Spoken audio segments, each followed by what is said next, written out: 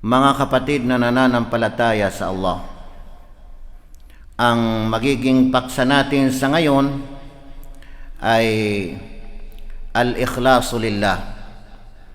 Ibig sabihin mga kapatid ay ang pagiging taos-puso para sa Allah subhanahu wa ta'ala. Taos-puso, ikhlas ng ating mga gawain. Kung bakit mga kapatid na nananampalataya sa Allah? Dahil nakasalalay dito ang ating mga gawain mga kapatid. Aanhin natin ang maraming mga gawain na pagsamba sa Allah subhanahu wa ta'ala o anumang mga gawain na tulad ng pag-anyaya, pagdada'wa, kung wala yung ikhlas. Wala yung pagiging taos-puso natin mga kapatid, mawawalan ng saysay. Mapapagod lang tayo. Kaya ang ikhlas mga kapatid, ayon sa sinabi ni Ibn Rajab, al-ikhlasu tarkur riya. Ang ikhlas, ang pagiging taos-puso, ay ang pag-iwan sa riya. Ibig sabihin ng riya ay pakitang tao. Iwan mo yung pagiging pakitang tao. Ang lahat ng mga gawain mo ay hindi pakitang tao. Kasi kung pakitang tao ang gagawin mo, magsamba ka, maggawa ka ng anumang ibada, mag-anyaya ka, mamimigay ka, pero kung pakitang tao mga kapatid, wala tayong aanihin pagdating sa kabilang buhay. Sa sinabi naman ni Ibrahim bin Adham, al-ikhlasu sidqun niyati ma'allah. Ang ikhlas, ang pagiging taos-puso, ay ang katapatan ng layunin bukod sa Allah subhanahu wa ta'ala. Tapat ang iyong layunin, tapat ang iyong intensyon, na hindi para kanino man, kundi para sa Allah subhanahu wa ta'ala. Marami pang ibang mga binanggit ng ilan sa mga ulama, mga kapatid na nananampalataya sa Allah. At kabilang dito ay al-ikhlasu an yakuna al-amalu lillahi subhanahu wa ta'ala. Ang pagiging taos-puso ay ang gawain, ang pagkakaroon ng gawain, ang paggawa ng anumang gawain ay para sa Allah. La nasiba li ghairillahi fihi. Walang bahagi ang iba sa Allah sa gawain na ito. Walang puwang ang iba, kundi ang gawain na ito ay para sa Allah. Kasi sa iba pang pagpapaliwanag ay al-ikhlas tasfiyatul amal min kulli syaiba. Ang ikhlas ay purity ng gawain, pure, kalinisan ng gawain, min kulli syaiba, mula sa lahat ng mga depekto o mga marurumi. Tingnan ninyo mga kapatid na nananampalataya sa Allah, malinis na malinis. Yan ang tinatawag na ikhlas mga kapatid. Kaya ang Allah subhanahu wa ta'ala ay pinag-utusan tayo. Amar Allah subhanahu wa ta'ala ibadahu bil ikhlas fil ibadah. Pinag-utusan ng Allah subhanahu wa ta'ala ang kanyang mga alipin. Tayong lahat, pinag-utusan ng Allah subhanahu wa ta'ala ng pagkakaroon ng ikhlas, pagiging taos-puso fil ibada, sa gawaing pagsamba sa Allah subhanahu wa ta'ala. Ano mang uring klaseng pagsamba sa Allah subhanahu wa ta'ala ay kailangan ang pagiging taos-puso. Ipinag-utos sa atin ng Allah subhanahu wa ta'ala. Sinabi ng Allah subhanahu wa ta'ala sa banal na Quran, وَمَا أُمِرُوا إِلَّا لِيَعْبُدُوا اللَّهَ مُخْلِصِينَ لَهُ الدِّينَ. وَمَا أُمِرُوا, at hindi sila pinag-utusan, illa liya'budullah, maliban na lamang sa upang sambahin nila ang Allah, mukhlisina lahuddin, sambahin ang Allah ang nag-isa na mayroong taus-puso sa pananampalataya sa Kanya. Inutusan tayo ng Allah ng pagkakaroon ng ikhlas sa pagsamba sa Kanya. Bal amara an-nabiy sallallahu alaihi wasallam zatahu bil ikhlas o bi ikhlasil ibadati lillahi subhanahu wa ta'ala. Bagkus pinag-utusan ng Allah ang kanyang propeta na si Propeta Muhammad sallallahu alaihi wasallam mismo na magkaroon ng taus-puso. Pinag-utusan ng Allah ng pagiging taus-puso sa pagsamba sa Allah subhanahu wa ta'ala. Sinabi ng Allah sa banal na Quran, fa'budillaha mukhlishan lahuddin, kaya't sambahin mo.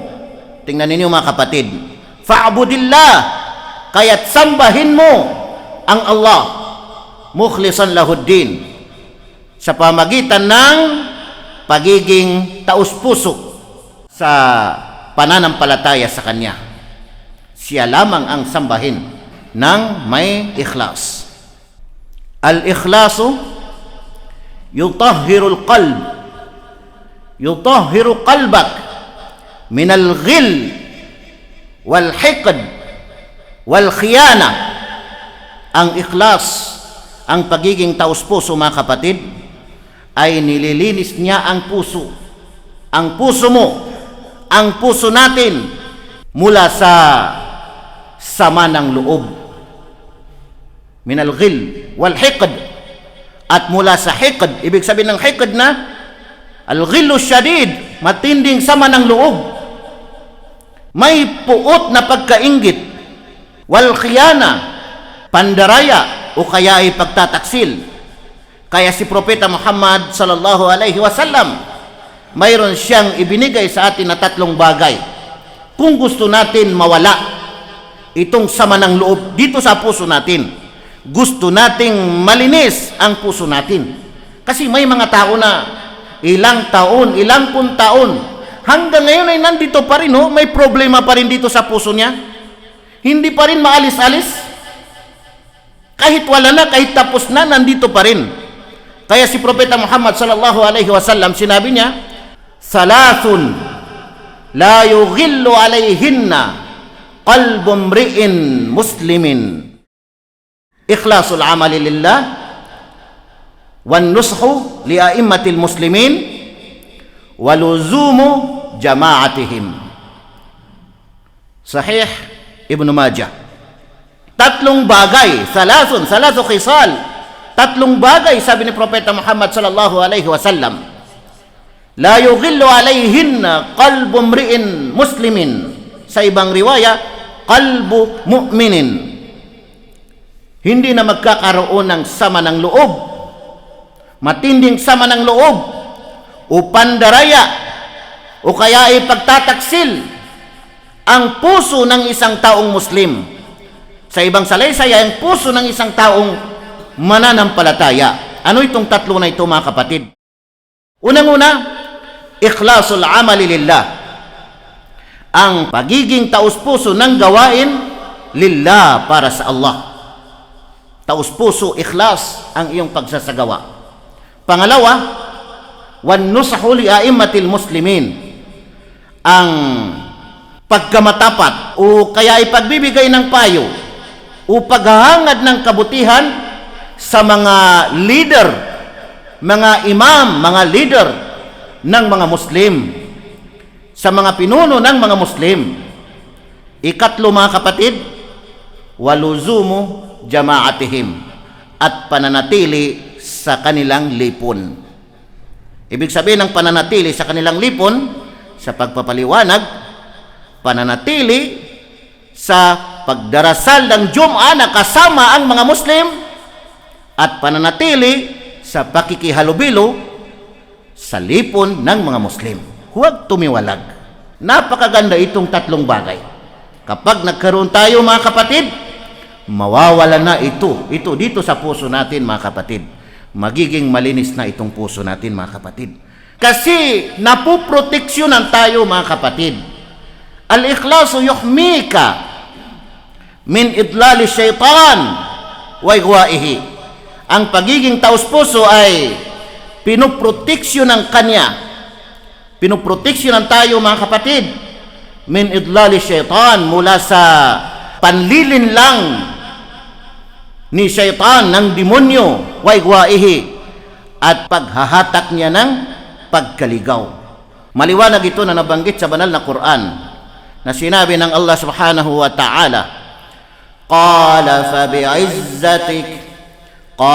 fabi'izzatika la'ughwiyannahum ajma'in illa ibadaka minhumul mukhlasin. Sinabi niya, sabi ng Allah subhanahu wa ta'ala, sinabi niya, sinong nagsabi? Si Iblis. Fabi'izzatik, sumpaman sa iyong kapangyarihan, o aking Panginoon, o Allah, ako ay nanunumpa sa iyong kapangyarihan. La'ughwiyannahum ajma'in, katiyakan na hahatakin ko silang lahat sa pagkaligaw. Ang dami-daming nahahatak ni Iblis, syaitan, demonyo, sa pagkaligaw. Kasi mismo sumumpa sa Allah subhanahu wa ta'ala, hahatakin ko sila, sabi ni Iblis, ajma'in, lahat sila sa pagkaligaw. Karugtong ng talata, illa ibadaka minhumul mukhlasin, maliban na lamang, sabi ni Iblis, maliban na lamang sa iyong mga alipin na piling-pili sa kanila, mukhlasin, na mayroong taos-puso, mayroong taos-puso, mayroong ikhlas. Tingnan ninyo, mga kapatid, ikhlas sa kanilang mga gawain, kasi hindi mahahatak ni Iblis, hindi mahahatak ng syaitan. Mga kapatid na nananampalataya sa Allah, kaya ang daming mga pagsubok sa mga araw na ito, mga kapatid. Kaya dahil dito ay tatagan natin ang ating pananampalataya, concentrate tayo na ang lahat ng ating mga pagsamba, ang lahat ng ating mga kabutihan ay walang iba kundi ito ay para lamang sa Allah subhanahu wa ta'ala. Kasi isa yan sa sign ng isang taong mukhlis, isang taong may taos-puso sa kanyang mga gawain, ay hindi niya kinalulugdan na purihin siya ng kanyang kapwa.